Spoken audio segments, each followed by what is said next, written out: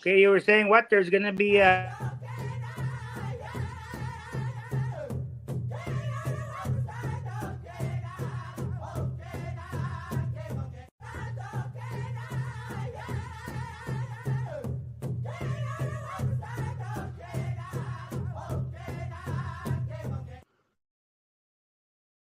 Hello. How are you, Claude? hey, not too bad there, Conroy. Yes. Welcome to the Piapot Future Leaders Podcast. I'm your host, Connor Obi from the Piapot Nation. Today we'll be speaking with Claude Friday from the Piapot First Nations. He is currently running for the chief in the elections in the 2024 elections. This podcast is designed to create platform for candidates to introduce themselves to all voters as a way to understand their vision for the community. All candidates who are running for chief will be given up to 75 minutes. All candidates who are running for council will be given 1 hour. We will be asking 8 to 11 pre-selected questions that have been sent in advance to the candidate. We encourage respectful and constructive comments only. Claude, please introduce yourself. Tante, Claude Friday from Piapot First Nation. I was born and raised here on Piapot majority of my life. I grew up here down in the valley, and people call it Capel Valley, and Ammonia call it Capel Valley. But anyways, so I grew up here, riding horses, hunting, all that good stuff, and Mm, with a lot of family, friends, relatives, and real tight knit family, and living off the land. My grandfather and my uncles, they're hunters, hockey players, into sports, and that's the road I went also, and then also you know by growing up out here and living off the land and respecting the land, and mm, that's how I continue to live my lifestyle, and I drifted to the city. My late father, my late mother, couldn't find work on the reserve, so we left the reserve when we were quite young, and my siblings, and mm, but I did have because we grew up with horses and cattle, etc. So when I left, I had I think I had like 13, 14 horses I owned that I had to sell, so that growing up as a young kid on reserve, to let go your pride and joy was you know a real heartbreaker. When you grow up riding horses every day compared to mm, today's society. There's always video games or whatever, But anyways, so yeah, I lived in Regina for for a while, and I played sports in the city of Regina, and I was fortunate to be on some good fastball teams, and had some good coaches, and I played fastball, and I was a pitcher, and I got picked up to go to the provincials, the Munya provincial. So it taught me a good lesson there on sports. Fresh off the reserve, being in the provincials, and then from there I played fastball, and then I went to Saskatchewan summer games, and with the Munya again, So mm, growing up and that with sports is it taught me a great deal about teamwork and dedication and punctuality, and what all comes along with being on winning teams, and you know uh, wasn't always on a winning team in the city, but you have to try real hard to make it to those levels as a young First Nations boy, competing with pneumonia way back in the day, and I was very mm. fortunate to play high caliber fastball back in the day. So it taught me a lot, and then after that, I migrated back to the reserve, and I'm still here, and and I live an alcohol and drug free lifestyle for the last uh, Oh. over 20 some years. Anyways, 22, 23 years. I don't smoke. I don't do drugs. I've changed my life around, and through our culture and our beliefs, and that's why I'm still here today, because of believing in our own ways, and following our Mm-hmm. ways and our culture, and trying to hang on to the language. So and that I've been fortunate to be in university for a couple of years. Then I got injured. I had to leave university, but you know, I had various jobs growing up, and you know, helping renovate on the reserve. Then I became a framer in Regina for a number of years, and then jumped to different jobs, and then I was with the Ministry of Social Services, worked in child protection, and facilitating talking circles and trying to reunite families, and getting the children back home to their parents. So I would kind of take some shortcuts, and when the parents were sincere, I would try and expedite getting the children home without and I think the that's important that we do what we can when we're working within the constructs of the colonial system.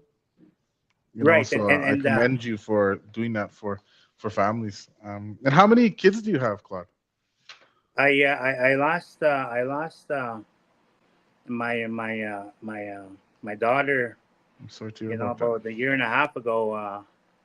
I Mm-hmm. with my with with my first wife, and we had four kids, and so I lost her about 2 years ago, year and a half ago. I don't know, Mm-hmm.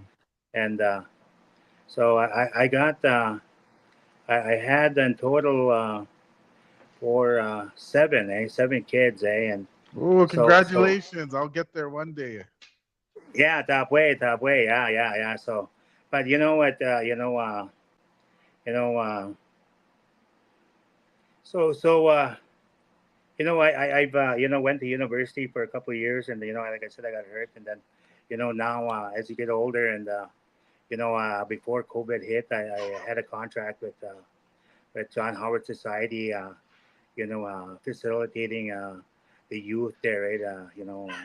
I go in and help John Howard Society, and uh, talk to the youth, about culture, and trying to steer them in the right direction. And then and ever since that, I also powwow dance, and Mm. I travel the circuit, uh, uh, Canada, United States, so by traveling and dancing and sharing the culture, Mm-hmm. and especially being proud of where I come from, Piapot First Nation. When you travel, you make a lot of good friends, and like to represent our community.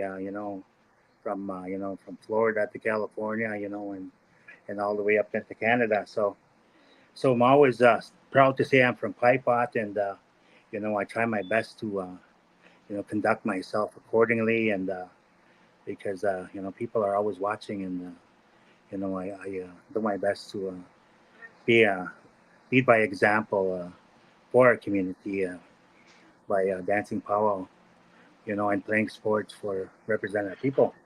So Mm-hmm. it taught me a great deal, and I've seen a lot of communities, that are all over the grid, But I seen and then I've got to talk to a lot of great leaders, over the time, different communities, on how they accomplish things in their communities, on where they were, and where they are now. That's a benefit, not only dancing powwows, but you get to be a part of another family, of the powwow family, and Mm-hmm. you get to know a lot of good friends, and to become brothers and sisters, and you meet a lot of good leaders also. They call them chairmen in the United States, and us we call them chiefs up here. So we all have everything in common. The struggles of being the first people of this country. So we always share, you know, uh, and learn off one another. But basically, I'm.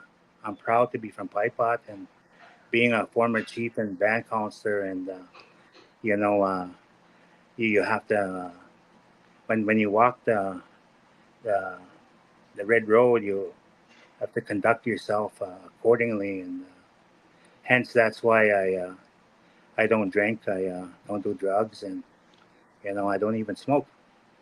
So I try my best to lead by example and lead the. I don't know where this balloon come floating from. But anyways, so I like to lead by example and encourage people to you know to there is a better lifestyle than drugs and alcohol. And I'm a prime example of that.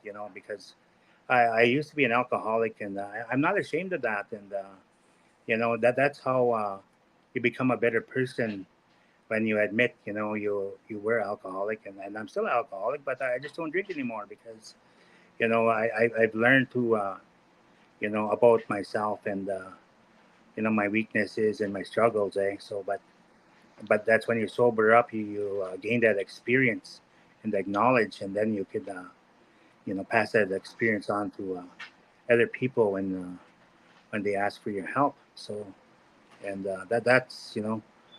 that's who I am. I like You that. know, I love to help people and give hitchhikers a ride or whatever. Help Hmm. them out if they're stranded or whatever. So that's me, So that's all part of our teachings, and helping one another regardless of what color of skin you have, So Yes, that's yes. all part of the teachings of our people, and and I'm grateful that I still reside on the reserve and our home community. And some people ask me, where do you live? I always say I live up the hill. I have nowhere to go. This will always be my home. And and I don't know why they ask me where I live all the time, but must be something else. But I've been out here for geez, I can't even remember how many years I've been on the reserve, So you get the and this is always home for me, and no matter what, I love our community, no matter what, So because when you grew up here, there's a lot of memories, and so it's hard to. I'll never leave here, So too much good memories, with family, friends, relatives, and some are gone ahead of us, So but that's all part of life, So you know. Yes. Thank you so much for that introduction. Now we're going to start with the question portion of the podcast. Yeah, that's fine by me. Yeah. Um, so we sent you the list of the questions. Did you have a chance to review them? I kind of skimmed over them kind of twice quickly, So but for me, I'm whatever questions. Yeah, it's more authentic. Like, if you don't write them down, it just comes from your heart. So I can appreciate that. Yeah, because that's why I was asking you last night. I couldn't find them, So I thought Yeah. whatever. So Okay. yeah. So we'll start with the first one. So, what inspired you to run for this election as chief, for chief? Sorry. For Chief, there's a couple of things. Number one, prior to nominations last summer, there's a number of people that were already asking me if I would run. And I said, I'm not too sure if I'm going to run for councilor or chief. They said, well, think about it, think about it. So I was approached a number of times, and then so I just left it like that. And so what happened was in September, there was a number of elders that got together, and they called me for a meeting. So they relayed their concerns to me, and and I listened to them, and they weren't happy, and and what they were what they were saying, and so I had a meeting with them, and they basically told me nobody listens to us no more, and we're forgotten about. The list went on. So I sat there, and then their spokesperson told me, you've been around for a while. You were in politics when you're relatively young, which was right because when I got into politics, I was in my late 20s, Mm. and I think one of the youngest band counselors on Piapot and one of the youngest chiefs. So they kind of reminded me. They said you've been around for quite some time and on and off, and you understand the agreements, and I really don't want to repeat what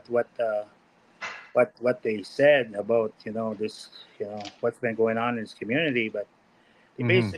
they said you've been around and you understand agreements, and where they're forgotten about the elders, so, and they said you got to run, they told me, so we want you to run. Okay, that's nice. Now, I have a question for you. An additional question: is there currently a elders council on Piapot? I'm not too sure about that, because when I'm out of politics, just stick to myself, Okay. so I'm not too sure about that, if there's an elders council, or I know the elders, they have bingos on the reserve, so I don't know if that's a council or just a fundraising group. Yeah. So Now, would yeah, that be something, if you were elected, that you would consider doing, implementing? Conroy, what the I would do was I would 110% have the elders sit with chief and council all the time, to be included. Whatever you want to call them, elders council, elders advisory, elders committee, but there has to be our elders included at the table with the chief and council. And why I say this is oh yeah, I forgot to mention earlier that I lived with my grandfather, my mushroom, for a number of years, and so he had a lot to share with me, and he taught me a lot, and he would talk about the history of our community, and he would talk about how things were in the past, how Mm. everybody got along. You didn't have to lock your doors, and everybody was welcome. You go visit around different villages, and they'd all have games or whatever, and feed each other, joke around. And but he said when it came to chief and council and leadership, and if there's tough decisions to make, they would always bring the elders and the people together to explain everything. He said that, and then everybody would decide, what's best for everybody, and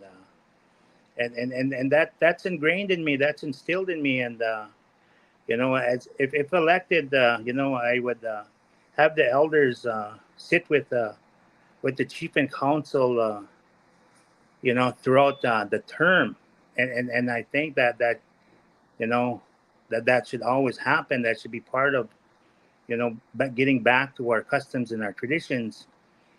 Following that way, because as my late Christian would say, that's how everybody got. Everybody was happy. They lived in peace and harmony because everybody knew what was going on. Mm.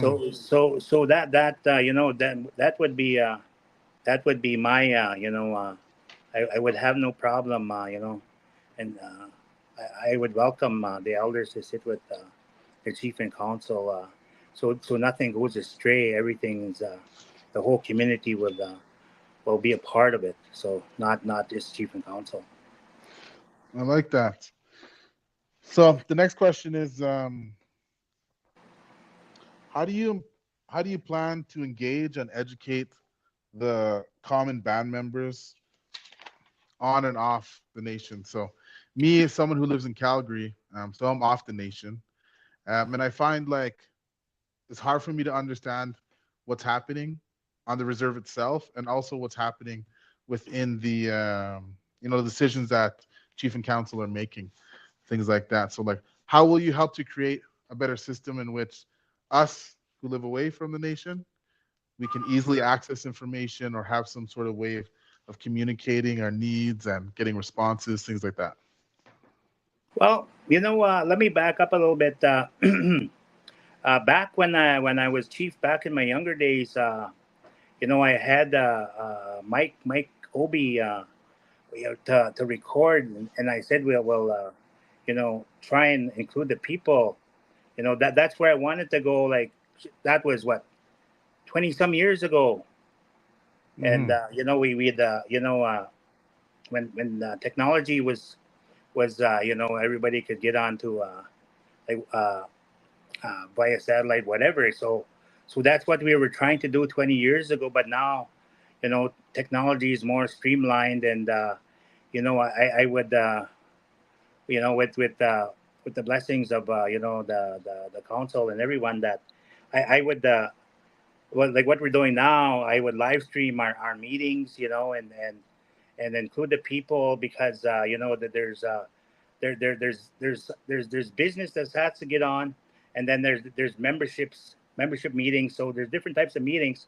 So Mm-hmm. we'd have a membership meeting, so everybody across Turtle Island could wherever they are in this world could we would have it scheduled in advance, so everybody could log on, etc., from wherever they are. If they're Mm-hmm. going on holidays, live in Calgary, live in Regina, wherever. But we would live stream them, and have include the people, and especially our elders. The grandkids, the grandkids could set up the elders, their Mm-hmm. parents or whatever. And but for all of Piapot, we would live stream them, and this way everybody knows what's going on, and they'll know the issues, they'll know the problems, they'll know the needs, and we could understand what the needs are of our people living in the urban centers, and what we have to work on. And because a lot of times our urbans are forgot about, and because they have to move away because of medical reasons or whatever, you know we shouldn't have to disregard them. And everybody has a treaty number, and they all belong to this community. So I'd live stream them. We'd have newsletters, and updates on Facebook, etc. So I would gladly have live stream, etc. That communication has to be there, for on and off reserve. And with they have to be included, because it's getting tougher and tougher out there. And and the cost of living is going up. And so we have to know the needs of the people, and what we have to work at. So I would live stream all the meetings that for the members to be included, to be involved, to be part of our community. And to be proud of to be from Piapot, eh? So you know Yeah. So, like me who lives away, as you know, I come home at least a couple times a year for a yep, ceremony. Um, yep, but like the longer we're away from home, people who don't, who live abroad, right, um, the longer we're away from home, we start to feel distant. And so it yep, would be nice for you guys, or for um, the new council, to use technology to help us to feel included, because we want to know what's going on. We want to feel like we're connected, right. especially since we only get to go home like a couple times a year. That's right. So yeah, I think that's a great idea. Now, the next one, a lot of people are always asking this question. So, if you were elected chief, um, how will you ensure transparency and accountability in your role? Well, again, we got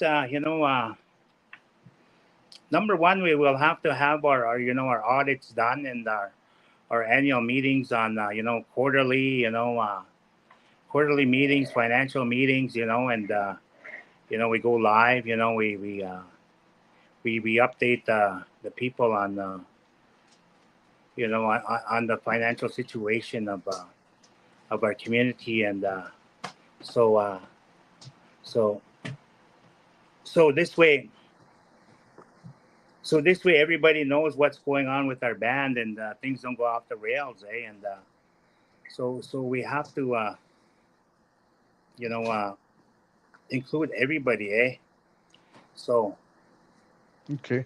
Currently, I'm not sure how it works on chief and council. Is there a charter, like a uh set of regulations? Is that what's called a charter? now right now our reserve is under the Indian Act, and and see, that's the problem, because when you're under the Indian Act, that we're colonized, but for me, we have to get out of the Indian Act, and we have to get out of the Indian Act. We have to start creating our own laws and our customs, and then after that, we'll be able to be called nation to nation when we're dealing with the federal government, because we're the most regulated people in the world under the Indian Act, and we have to jump through so much hoops and hurdles, to do anything, and to me, that's totally discrimination, and that holds us back from pursuing the band's dreams of economic development, and exploration. The list goes on. So we have to start making our own laws, and living by them, and this way we don't have to rely on Indian Affairs or asking Indian Affairs all the time, because that's one of my pet peeves is we got to ask Indian Affairs. We're supposed to be sovereign. We're supposed to be independent, but how could we get there when we're always asking Indian Affairs? So we have to develop our own laws, our own structure. That has to come from the people. And then after that, we could actually have our own constitution, our bylaws, whatever you want to call them, And but it has to come from the people. And I believe they're all sitting there right in front of us, but we just have to put them together. And then after that, the government will recognize us as our own inherent rights and our customs, and that because our people, they never wrote nothing down. So I think it's time that we start putting pen to paper, and even though it's not our way, but in order for the Munya to understand, our customs and our traditions, and what we follow, how things are passed on from one generation to the next generation, like our ceremonies, the land, etc. So that's never ending circle is never broken. So that's what we have to do is get rid of the Indian Act, and we have to start you know practicing our own rules, our own laws that we are given. But I don't know why it seems that it's so difficult to do, but and it's not, and they're all sitting right there. We just have to put them on paper, and then away we go. It's always a work in progress. So it's that's how we move forward collectively. Okay, I like that as a team. So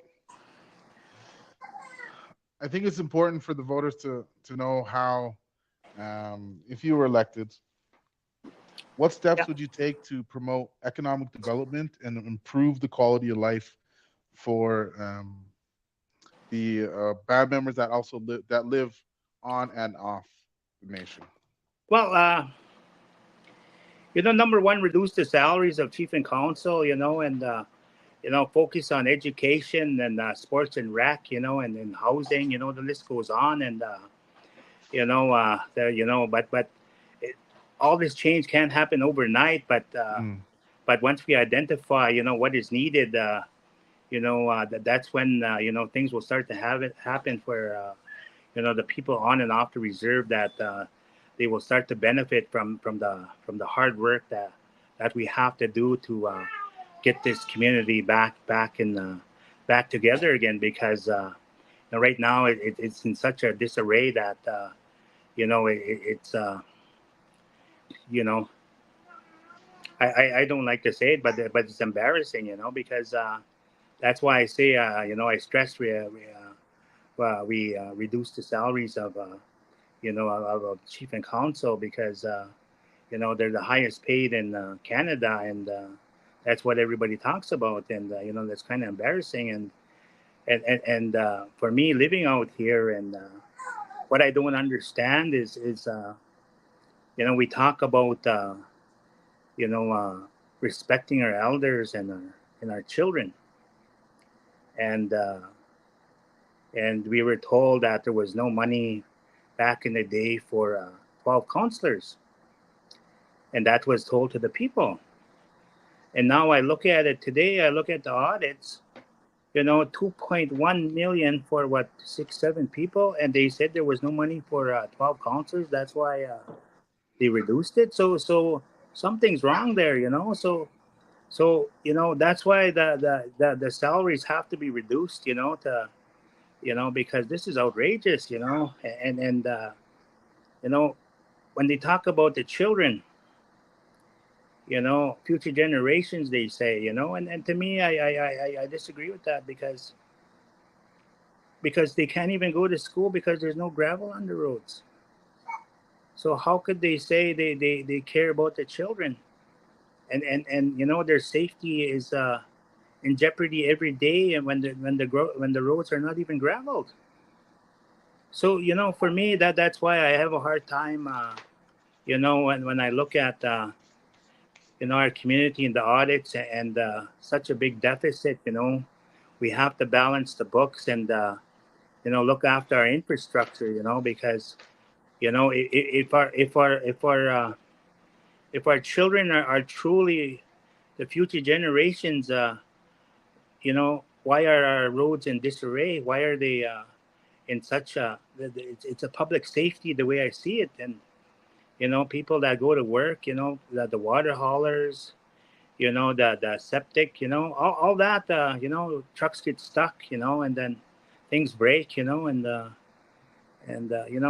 it's a simple fix. We just gotta gravel, maintain our roads, and like our roads should be in pristine condition, with the money I see being spent elsewhere.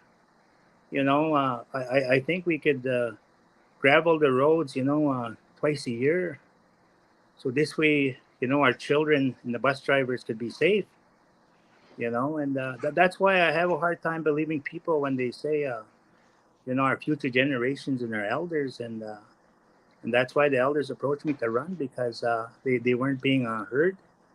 They weren't being listened to, and apparently they said they advised chief and council not to sign that child family that CFS agreement, child family service agreement, and but they weren't happy when apparently the chief and council went ahead, and went ahead without their blessings and signed it, and I don't know if it's true or not, but and that's also the same thing with that 10-year agreement. So that's why the elders, wanted me to run, because they said, the younger ones don't know what they're signing. So you know, Yeah.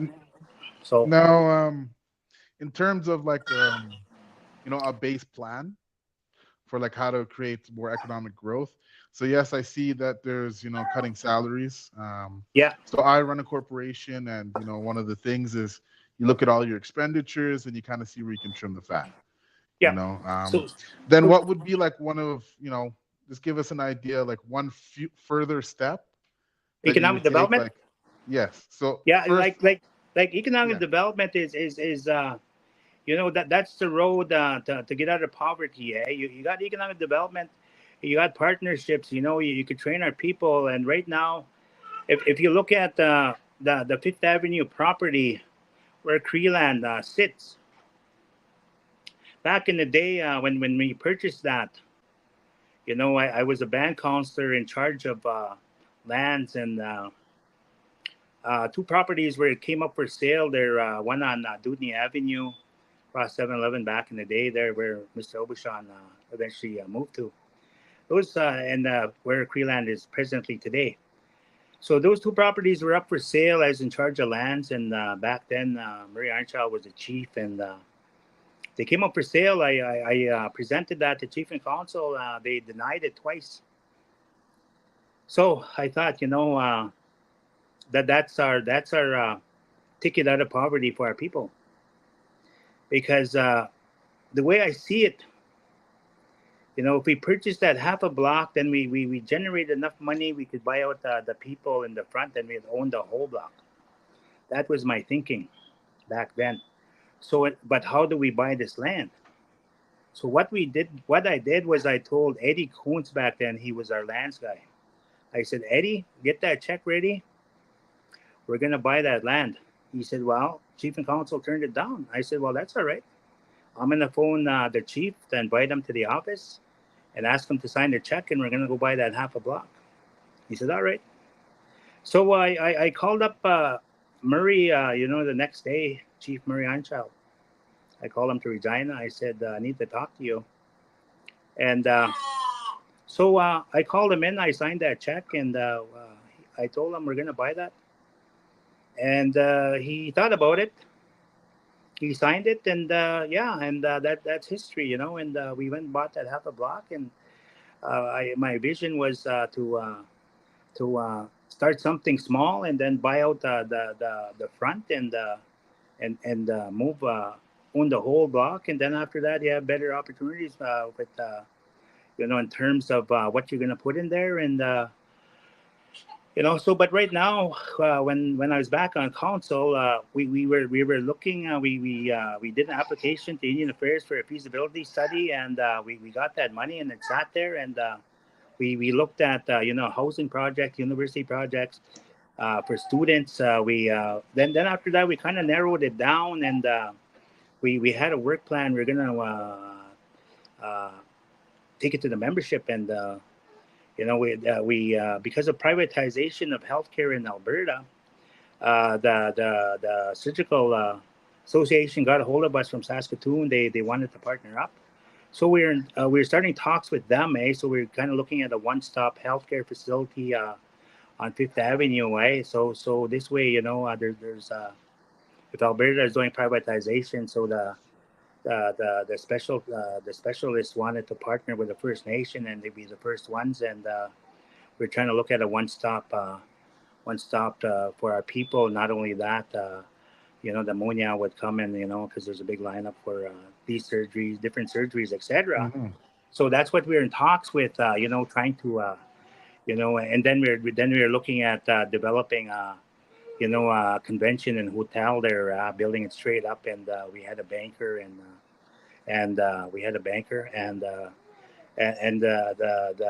the people that were willing to help us develop that property into the hotel and casino and convention center, and build it straight up.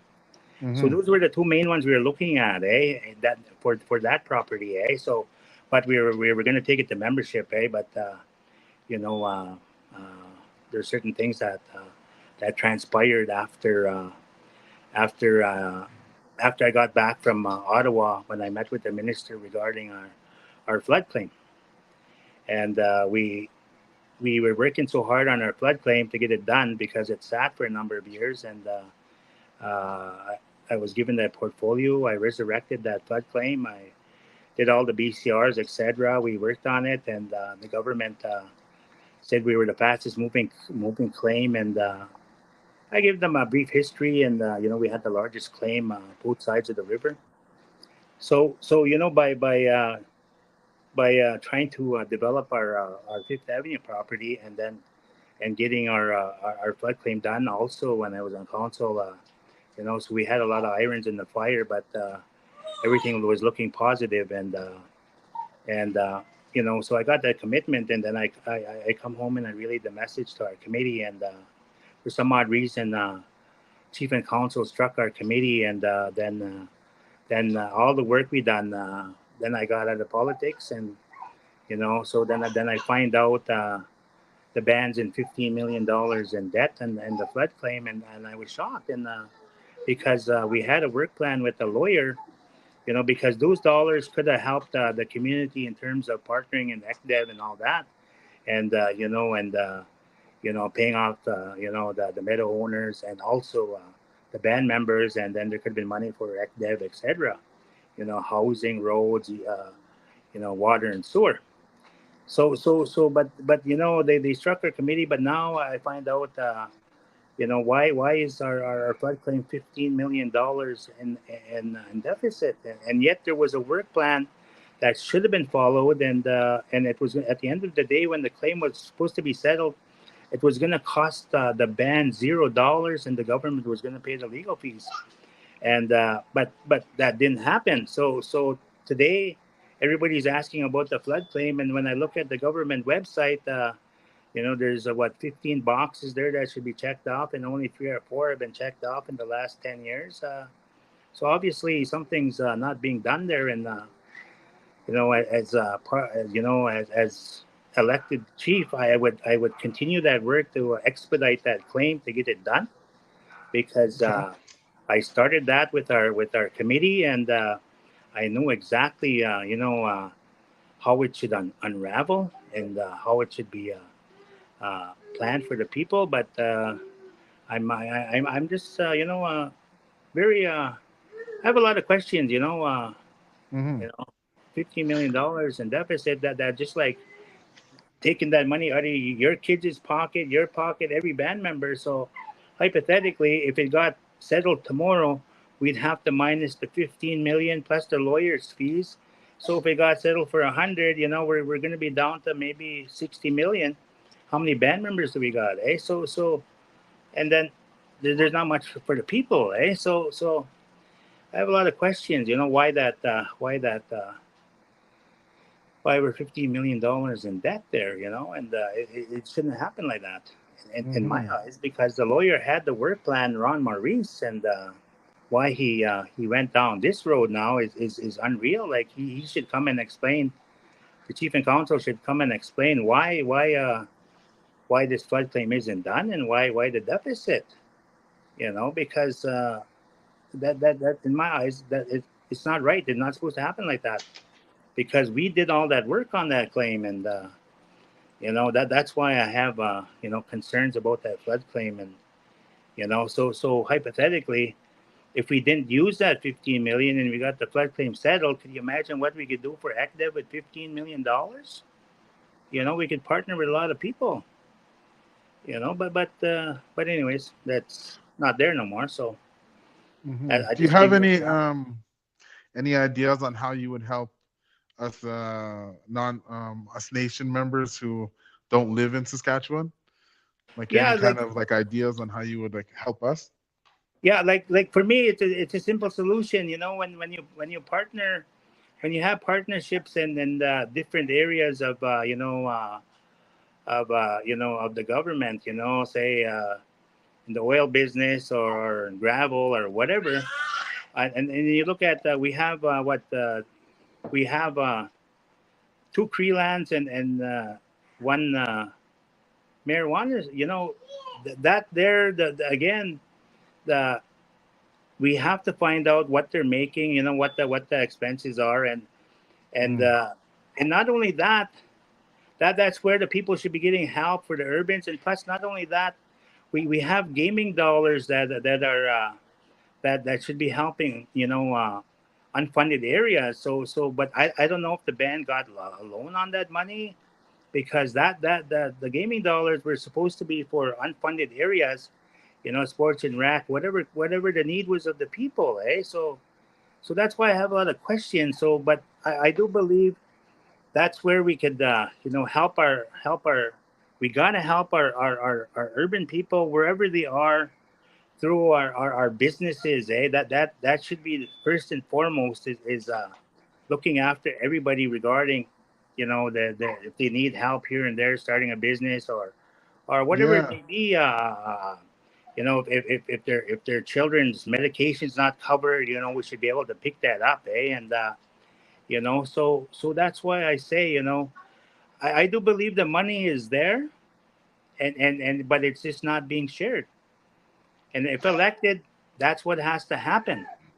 It has to be shared with the urbans. I don't care where they live, they have to be helped like everybody else, because it shouldn't be lopsided saying, oh, well, you got to live on the reserve. To me, that's a crock of, you know what?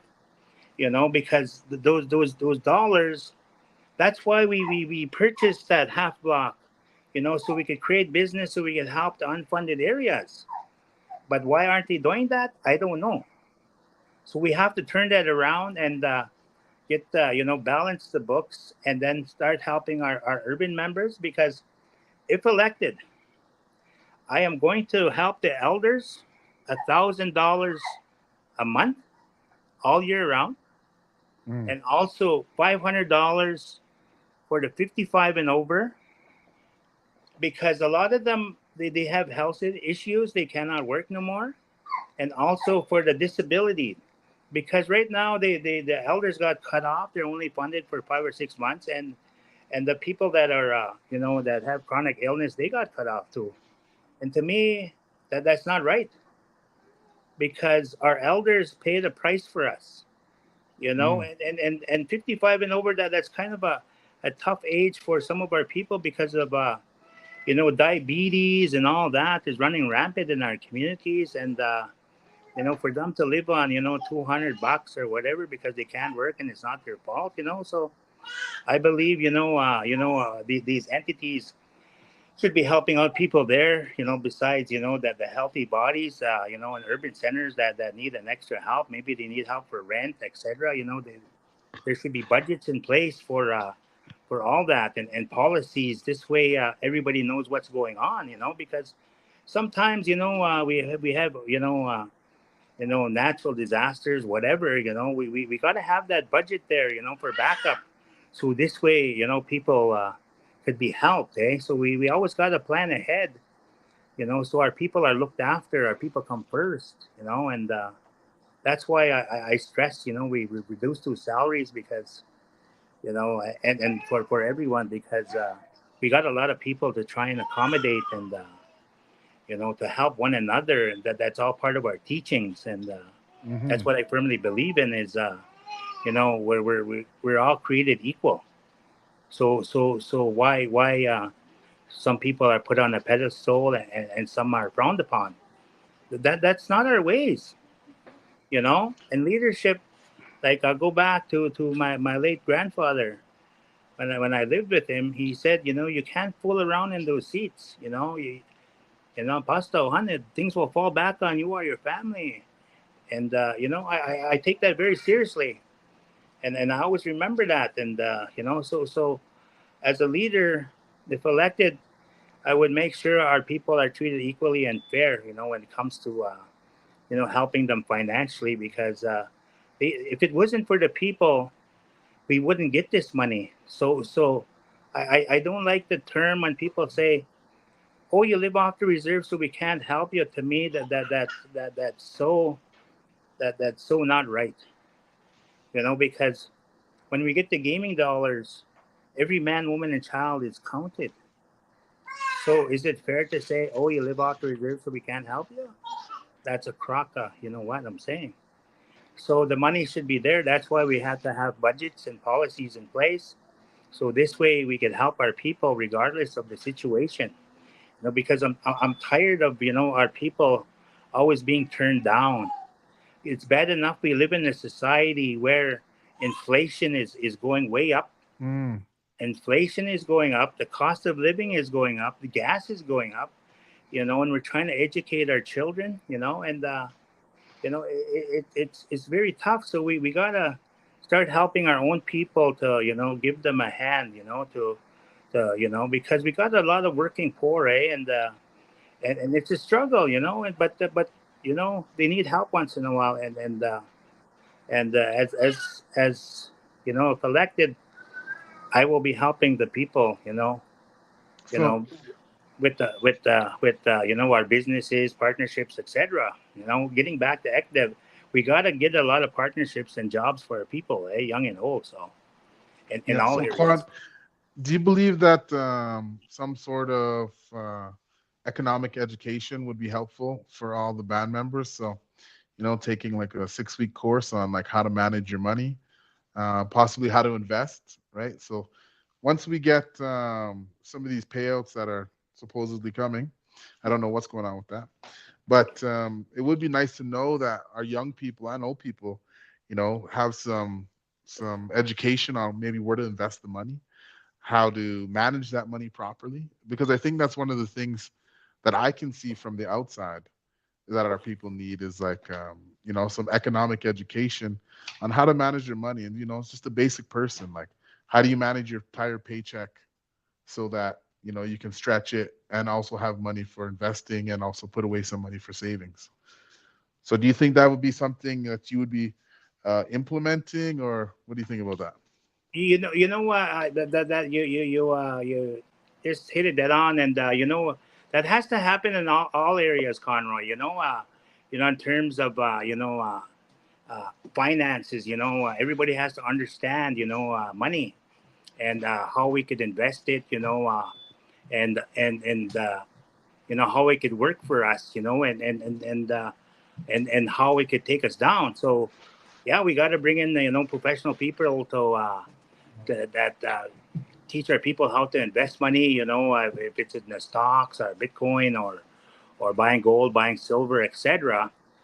So this way, when they get a lump sum of money, they just don't buy whatever. But at least if they're educated, they could sock some money away in investments. So that's what has to be done. When people are going to receive large sums of money, we should be starting to educate them so they could start planning with their families, because some families, they're gonna get maybe 200,000-300,000 in one household. And Mm. maybe if we educate them, then they'll pull their money, and they'll say, well, let's get into this, etc. Because Yeah, the buy a bank, piece of property, so yeah, the property or franchise or whatever it may be, yeah. or get into business themselves. If they partner up with 2 or 3 band members, etc. And then so we have to educate our people in all areas so they're well versed, so they can make better decisions. So if it's in money, if it's in education, if it's in sports, whatever it may be, that we got to provide at least the resources for them to help them, even if it's life skills coaching, whatever it may be, like, career change, whatever, so we have to help our people in all areas, Conroy, Mhm. and, educate them, and the ones that want to, invest, they'll invest, but at least, if we don't provide that opportunity, then, what are we doing, eh? So to me, we have to help our people in all areas. I don't have a problem with, you know, uh, you know, helping people, so to Okay, that's bring great. in the resources to help them in any area, so Hmm. that's what we should be doing is, because not only that, the laws, you look at, people renting houses, they don't know the laws there, and some of them just don't know the laws, period. And so we got to have, you know, uh, uh, uh, those services. So when people are they're a little bit timid, they don't know what to ask, at least we'll have a team to help them in that area, so this way they don't lose out on their rent or their deposit, shady landlords, whatever, eh? Mm. So we got to have those resources for our people, eh? So in terms of investment, right across the board, eh? So we got to be helping our people. Yes. And that's a great segue into the next question. So, as a leader myself, running a business, also taking care of the family, and also helping with my larger family. Yeah. Um, what I've come to know is that um, one of the greatest ways to determine if a leader is doing well is how are they uniting the people, right? So, if even if say you're in charge of like 10 people, if those 10 people they don't get along, they're not going to function well, right? So as a leader, you come in and you're like, okay, how am I going to unify all 10 people so that we can be a stronger unit? And along with that comes healing, So, um, I'd like to ask you, how will you create an environment that will foster healing and unity in our nation, on our First Nations Pipeline? Well, you got to have one common goal, eh? And then if everybody has one common goal, then that's a no brainer, eh? Like one common goal, everybody should be striving for the best, eh? And regardless of their knowledge or their background or their education or their last name, as Mm, long as we have that one common denominator, that should trump all the rest. Because without that common denominator, what do we have? We're gonna have nothing. So we got to focus on what's best for the community, not what's best for the individuals. So this way, that's how we have team building exercises, etc. But as long as we have that one goal that we want to accomplish, that we all have to work at it, and we all have to if we're serious about being on the team, then we got to put our thoughts or our differences aside to get to that goal. And some people, if they're not prepared to do that, then maybe they should sit out this round and let somebody else carry on. But I would encourage everybody to you know work for that sole purpose of accomplishing that one common goal is to whatever it may be, that we accomplish it, and work together regardless of indifferences. yeah. So one of the things that kind of creates separation with a lot of people and people on our reserve, on our nation, I should say, is a lack of healing. So, what would be some techniques that you would encourage or implement that would help us to start that healing process? Even though there is many who are on their healing journey, but like, how would we, or how would you, sorry, how would you foster more healing? Well, number one, you got to include your elders, eh? You got to have humble elders, and this way they can give the right guidance, to the right situation, eh? So we need our elders, to understand, then after that, our younger people will start to trust them, eh? But we got to utilize our elders to to uh, to bring back the teachings, and our customs, and not only that, who that there's a lot we could do, land-based training, hunting, fishing, gathering, sweats, sun dances, sacred places, so we have to you know have those answers for our young people that are searching for those answers. And I myself is like I said earlier, I'm a former alcoholic. I'm not afraid to say that, but I was one of those people that had to search out and look for those answers, and I'm glad I found them. So through my experience, if we have our elders there to guide them, then then after that, the people will have their answers, and so they don't have to look too far, they don't have to search too far. They'll get the help they needed, eh? So that's why it's crucial to have our elders and our helpers, to direct the people that need assistance and whatever it may be, eh? So this way, they're not stumbling and getting back up again, like for myself. That's what happened to me, eh? So I'll use myself as an example. That's when you're trying to beat alcohol, but I didn't give up, and I found the right elders and the right people and the right helpers. So I'm glad you were there. So that's what we have to have in place in our community, and not only that, we got to have on the Munya side, a good NADAP worker, that understands, and that holds everything in confidence. And we have our traditional knowledge keepers also, so this way we have the traditional part covered. And then after that, if you need a meetings or treatment, then we have both of them covered. So this way our people are able to help whatever they're seeking. Hmm. I like to hear that. Because a lot of our people, they need help, and I like that you have an understanding of that, and you have your own experiences, and also like you're a traditional person, so I think that's great. So the next one I'd like to talk about is, um, as you know, my uncle, he gave me that book, The Seven Sacred Teachings, right? That way. Yeah. So I'll be honest, I haven't had a chance to finish it all, Okay. but I did start it, and I've always wondered, like, does that play a role when you are someone who's chosen to lead the people? Like, those teachings, and how does that play a role in your leadership style, essentially? You know, you know,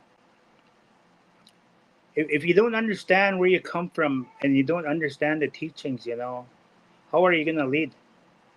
If you don't know, if you're not aware of, the teachings, the creation story, the seven teachings, you know, I would be lost, if I, you know, uh, wasn't aware or start practicing them, like, honesty. Honesty is one of them, you know, and that's part of, the seven teachings, you know. So that's what has to happen with the people. You got to be honest to them, and another one is the truth. You gotta speak truthfully from the heart, and not play games with people, so the teachings are very crucial to be a leader. And if you cannot follow the teachings, how are you going to lead the people? Where are you going to lead the people to? I want to lead the people to beautiful places, you know you know through wisdom, through honesty. Mm. You got to be brave, you got to love, those are all part of teachings. And if you don't know them, then maybe you know should go back and relearn, or seek out an elder, because 20 some years of practicing our culture, and trying to lead a better life for myself so I could treat people better. First and foremost, you got to love yourself. Then you could love others. That's all part of the seven teachings. So if you're not honest with yourself, who are you going to be honest to? Hmm. So that's why the seven teachings and your history are very important as a leader, because our leaders were very strong and they were visionary. And that's they that's our culture has survived this long, because we had people, still, that today they're still practicing these teachings, because that's where I get them from, because they come from chaos long time ago, and it's never ending, that never ending circle. And that's why that circle is so perfect. But a lot of people don't understand that, all these things over time, when you practice your culture, when you put your heart into it, to be a better person, you start to understand, and then you start to have these experiences. Because because for myself, I wanted to be a better person, because, like I said, I'll go back again, I was a former alcoholic. But Mm. now, I'm grateful for what all I have, because I had to make the change. And being an alcoholic, and doing dabbling in a little bit of, this and that, I wasn't even aware of the teachings. I didn't even know myself. So that's why it's important to know the teachings and to understand them, and try your best to live by them every day. And it's really hard, to be, to understand these ways and live by them, and but that's an experience in itself. So that's why these seven teachings are crucial, to leaders. You got to understand them. Then after that, a lot of good things will happen, not only for yourself, but for the community, because you understand the teachings, and it makes things a lot easier. So that's, they're very important. And if you don't know them, then where are you going? You know, that's my thoughts. So Mm-hmm. you got to understand, that the seven teachings, and believe in them and live by them, because that's my experience. Ever since I sobered up, started walking this way of life. Mm-hmm. Sundance after Sundance after Sundance, sacred mountain after sacred mountain. 4 times a year. Fast after fast. It's constantly learning, and so it's but it's my choice to live like that. Mm-hmm. So that's why I say, for our community, the way I see things, everything's all in front of us, but we just got to put it together. Yes. It's not difficult. it's Yes. it's I it, know you those teachings play so a role in all aspects of life, right? right, correct, Yeah. yeah. So yeah, it's very important. You got to understand them, and you got to live by them. So and if you Okay. don't know them, where are you going? Mm. Because when I didn't know them, I didn't know where the heck I was going. Yes. I Now. was running to the local bar back in the day. Well, that's the truth. I'm not. So the Yeah. teachings, Yeah. teach you to be honest. Because Mm-hmm. that's my experience. So I could share that, and I can laugh about it now, because I'm not embarrassed no more. So Mm-hmm. that lifestyle is gone. So I am who I am. So Mm-hmm. I like yeah, that. The yeah, humility in that. right. So the next question: what do you believe are the most pressing issues facing our community? And I think we should start with the youth and the elders, because the in between, yes, they need help, but the most important are the young and the old. So, what do you think the most pressing issues are for them? Uh, the elders, they got to be respected, and they got to be included. Mm-hmm. And the youth, that we have to listen to them. They got to be included. They need sports and rec. They got to be kept busy, because I don't like this word, caps. The federal government came up with that. They capped all our education, this and that, land claims, etc. And to my surprise, that's the language our chief and council are using. And I have my grandson, and he was in sports and hockey, is and ball. I keep him busy, and but he's gone back with his dad now. But I had him for a number of years, and I asked them for help, and living on the reserve here, and I had a meeting with them, and they told me everything is capped, and I thought, what?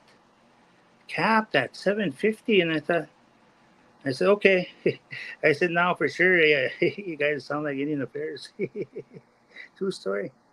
So our young people, we got tremendous talent, but we're not giving them that chance.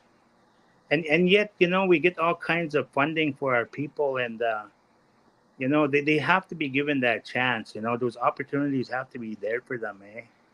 We got to invest in our people and our children, young and old, eh? So, Mm. because right now you look at you look at the high rate of unemployment, not only on the reserve, but overall, for our people, so we got to include our young people. If their desires are to be an artist, to be a soccer player, whatever, we got to support them. We got to help them regardless of whatever they want, whatever their dreams are. We can't say, oh, you're playing a guitar, we can't help you. No, that's music. So that's arts. We got to help our youth, and in terms of you know helping them financially. We got to help them, right. If you're gonna do something, you got to do it right to the end, and not just part way. So you just can't say, oh, we're gonna cap it, and only we're gonna want to give you enough to get started, then after that they fail. That's the problem. So we gotta, we gotta help them. That's why our families and our children get discouraged, because The old saying is there's a cap on it. They get started, and then because of welfare, no jobs on reserve, they get started and they got to quit because they can't pay the rest of the fees, and it's not their fault. And like I said earlier, and yet we get gaming dollars for all these people, and we have to cap them. Like, really? Shouldn't be. We gotta support our youth. If it's sports, rec, education, we gotta roll out the red carpet, because that's where we're failing. We're failing on not helping our young people.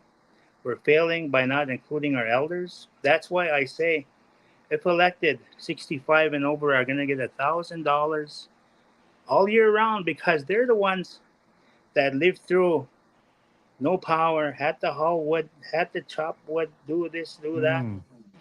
My late Muslim lived like that. He grew up through that. And how much of them, we don't have too much left, but the ones that are surviving, they deserve that. And that's what you call respecting our elders and helping them and caring for them. Because they, we should be looking after them and checking on them. That's what should be happening, including them. Right now, we don't include our elders. Why? How come we don't want to pay them $1,000 a month? Because why? Because they're the ones that suffered for us. If it wasn't for them, we won't be here today. But that's the way I see it. And that's part of our teachings. We got to respect our elders, not just certain ones or certain times. No, the Creator don't work like that. The teachings don't work like that. What you do for one, you give them all 65 and over.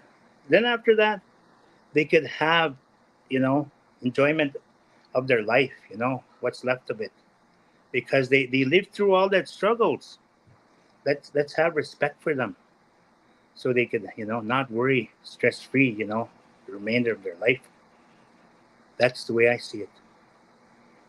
So by including them, and encouraging them, and being there for them and supporting them, the youth and the elders, that's how we're going to unite this community and our families.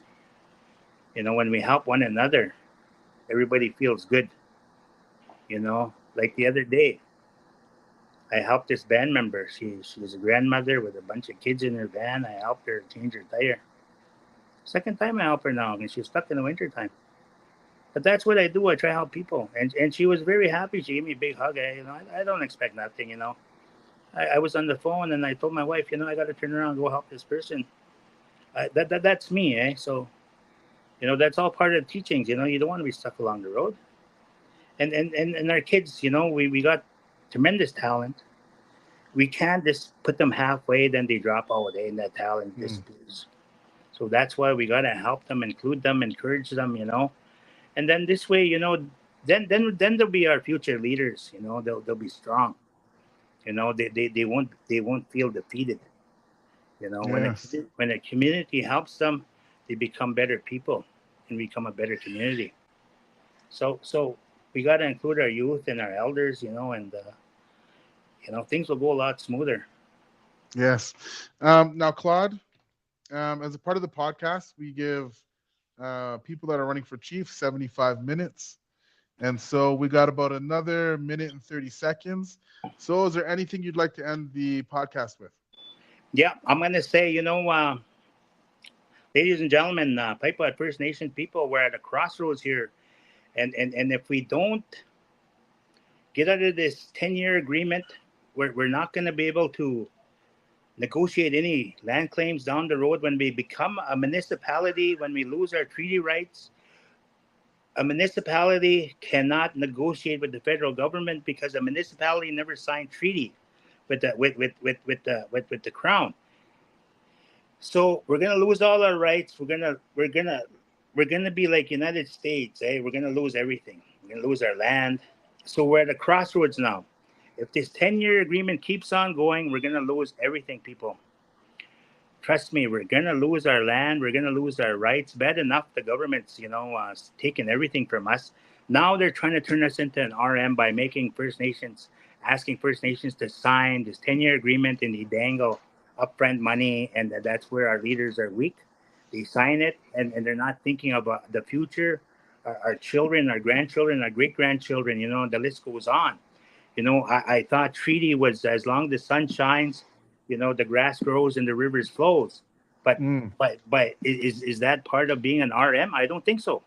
So we got Okay. to get out of this 10-year agreement and stick to treaty, and we are treaty people. Otherwise, we're gonna have nothing at the end of the day. Thank you so much for joining us. For all you voters out there, please remember, if you live outside of Regina, you need to call the electoral officer so that you can get your voter package mailed to you. I spoke to them myself. The last day that they're going to be mailing out packages is June 27th. So make sure you get that so that you can vote. Thank you so much for joining us. Vote Claude Friday. Ho. Okay, bye bye. Thank you.